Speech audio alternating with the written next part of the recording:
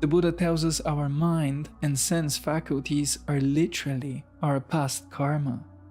The eye, ear, nose, tongue, skin, and mind is to be regarded as old karma, brought into existence and created by intention.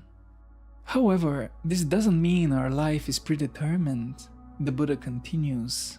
The action one performs now by body, speech, and mind, this, monks, is called new karma. In other words, you find yourself in predetermined circumstances, but it is still up to you to choose how to respond to these circumstances. This raises a difficult question.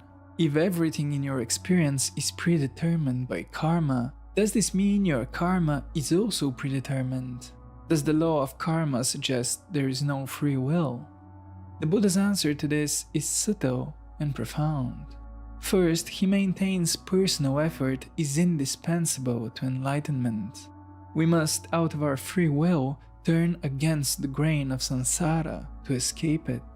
At the same time, the Buddha tells us there is no person to make an effort in the first place. There can be no will free from causes and conditions.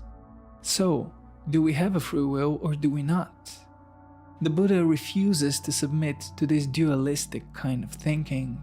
He sees it as too crude to account for reality. To simplify things, he divides truth in two categories: conventional truth and ultimate truth.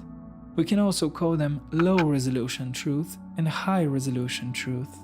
At the conventional or low-resolution level, we are selves that must work out our own enlightenment out of our own free will. On the ultimate or high-resolution level, there is the samsaric flow of causal events, which, under the right conditions, resolves into nirvana. Conventionally, we are waves. Ultimately, there is energy transfer. Now, we shouldn't be snobbish about our truths. To hold to the ultimate only is to be insincere about the reality of our human, oh too human lives. After all, we do experience ourselves as persons with free will. We shouldn't act as if that's not true.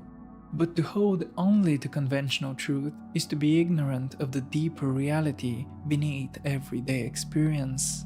Don't miss the forest for the trees, the Buddha tells us, but also don't miss the trees for the forest. Both levels of truth are equally important. So, do we have a free will or do we not? Both, and neither. And both, and neither.